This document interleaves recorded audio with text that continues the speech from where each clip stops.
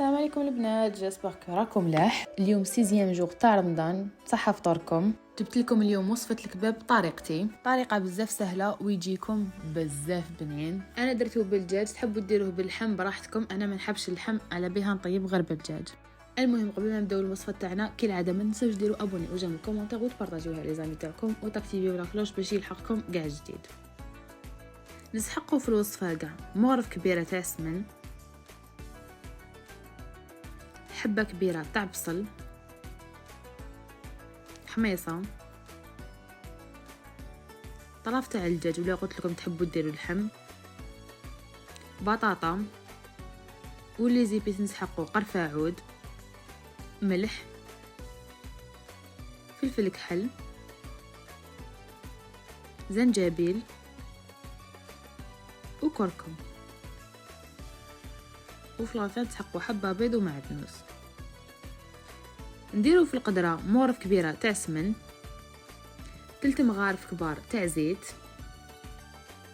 نخلو هداك السمن يدوب، من بعد نزيدولو هذيك الحبات تاع البصل، نخليوها تتقلى مليح،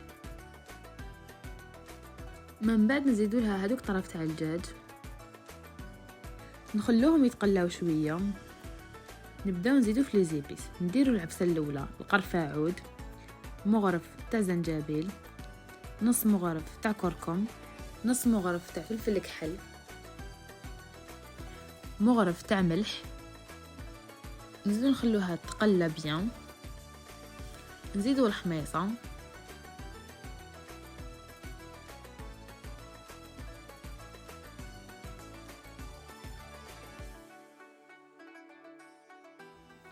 ومن بعد نمرقو.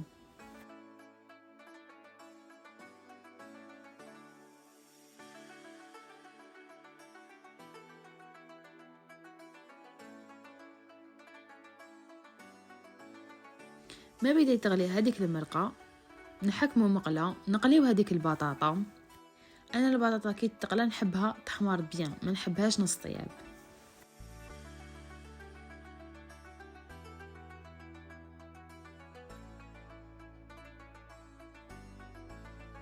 هاي ليك كيفاش انا نطيبها. من بعد نزيدها في هذيك المرقه، نغلق عليها ونخليها تطيب. كي تطيب ندير لها حبه بيض مع معدنوس وعصره قارص، ونزيد نخليها تريح طيب واحد 5 دقائق واحد اخرين قسم ما يطيبوا البيض برك. هاوليك الكباب تاعي مور ما طاب،